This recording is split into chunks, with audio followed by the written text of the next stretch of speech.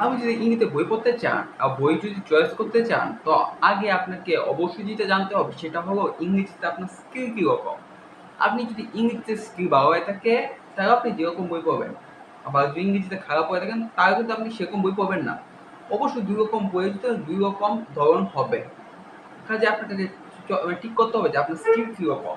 আপনার ইংরেজি স্কিল যদি একদম ভালো মানের হয়, তো আপনি একদম ভালো মানের বই পড়তে পারেন। যেমন এমন একটা বই আছে যেগুলো মোটা বই, সেগুলো আপনি পড়তে পারেন। আর আপনার যদি আপনি ইংরেজি খারাপ হয়ে থাকে বা আপনি ইংরেজি যদি খুবই কম জানেন, আপনি একদম ছোট ছোট বই পড়তে পারেন। যেমন যে বইটা অনেক চিকন, অত 40 পেজের বই। আমি যখন ইংরেজি পড়া শুরু করি তখন আমার ইংরেজির স্কিল অনেকটা র মিডিয়াম ছিল। যার কারণে আমি প্রথম যে বইটা চয়েস করি সেটা ছিল how to win friends and influence people.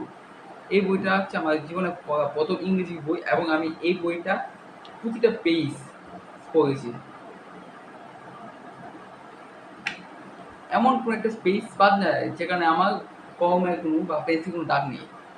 তো আমি যে ইংরেজি বই যে বর্তমান পড়ছি, আমি কিন্তু একটা টেকনিক বা একটা দাগ প্যাটার্ন ফলো করি। তো প্যাটার্নটা আমি আপনার সাথে শেয়ার করবো যে আমি কি প্যাটার্ন ফলো করি, যেটার মাধ্যমে আমি অনেক ইংরেজি বই পড়ছি। আমি কিন্তু ইংরেজি বই নিয়মিত পড়ি, বিশেষ করে নন ফিকশন বই পুরা। তো যেকোনো বই পড়ার আগে আমি চয়েস দেখি যে বইয়ের চ্যাপ্টার কয়টা আছে। তো চ্যাপ্টার চয়েস করার পর আমি যেকোনো চ্যাপ্টার ২ বার পড়ি। প্রথমবার যখন চ্যাপ্টারটা আমি পড়ি তখন আমি দেখি যে আমি চ্যাপ্টারটার মধ্যে কোন শব্দগুলো আমি জানি না বা কোন শব্দগুলো সম্পর্কে আমার কোনো ধারণা নেই। সেই চ্যাপ্টারগুলোকে আমি লাল রঙের পেন্সিল বা কালার পেন্সিল দিয়ে দাগ দিই এবং প্রথমবার আমি জাস্ট একটানা রিডিং করেছি। দ্বিতীয়বার যখন আমি রিডিং পড়ি তখন আমি আমি লাল দাগ বা কালার পেন্সিল দিয়ে দাগ দিয়েছি, সেগুলো শব্দগুলো চয়েস করে আমি ডিকশনারিতে দেখি যে এই শব্দের অর্থটা কী। আর অর্থটা জানার পর আমি সেই শব্দটার উপরে এর বাংলা অনুবাদ লিখে ফেলি। এই যে আমি যে শব্দগুলো জানি না সেই শব্দগুলোর উপরে আমি প্রথম দাগ দিই প্রথমবার রিডিং পড়ার সময়। আর যখন দ্বিতীয়বার রিডিংটা পড়ি তখন তার উপরে আমি পেন্সিল দিয়ে শব্দগুলো অর্থ লিখে ফেলি। যাতে এতে কি হয় যে আমি যে ভবিষ্যতে আবার যখন এই চ্যাপ্টারটা পড়বো তখন যাতে আমি এটা বুঝতে পারি এবং যে শব্দগুলো আমি দাগিয়েছি সেই শব্দগুলো আমি খাতায় লিখি এবং শব্দগুলোকে আমি মুখস্থ করে ফেলি এবং শব্দগুলোকে আমি সেন্টেন্স বানাই। যেমন একটা শব্দ আছে রিডিকিউলাস,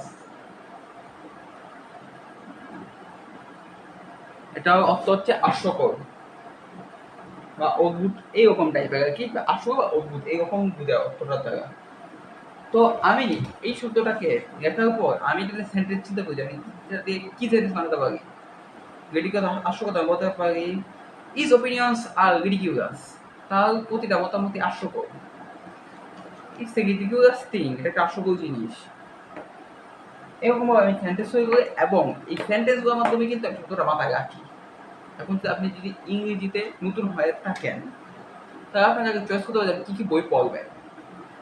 যদি আপনি ইংরেজিতে উইক হয়ে থাকেন তাহলে আমি সাজেস্ট করি আপনি এগুলো পড়তে পারেন, এই ইংলিশগুলো।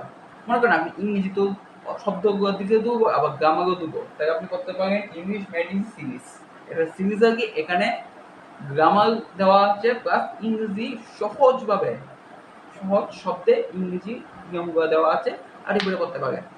আপনি যদি বায়োলজি নিয়ে ইন্টারেস্টেড হয়ে থাকেন তাহলে করতে পারেন ন্যাশনাল জিওগ্রাফিক মিডালস। এটাতে আপনার প্রাণী সম্পর্কে তো অনেক তথ্য দেওয়া আছে। আর আপনি যদি ইংরেজিতে একদম বেশি দুর্বল হয়ে থাকেন তাহলে আপনি কিভাবে ডিটক্স বইটা পড়তে পারেন। থিবো মিউজিসের লেখা বই, থিবো মিউজিসের লেখা বেশিরভাগ বই 50 পেজের ভিতরে হয়। তো আপনি যদি একদম ইংরেজিতে নতুন হয়ে থাকেন আপনি থিবো মিউজিসের বই পড়তে পারেন। ঠিক আছে, থিবো মিউজিসের চারটা বই আছে। চারটা বইয়ের সিরিজ হচ্ছে এই যে এগুলা চারটা বই, immediate action, powerful focus, strategic mindset এবং ডিটক্স। তো আপনি যদি ইংরেজি একদম নতুন হয়ে থাকেন আপনি এই বইগুলো পড়তে পারেন, আর এই বইগুলো খুবই সহজ ভাষায় দেওয়া আছে। আর এগুলো পড়ার মাধ্যমে আপনি আপনার ইংরেজি রিডিং স্কিল বাড়াতে পারেন এবং বিশেষ ইংরেজিতে দক্ষ হতে পারবেন।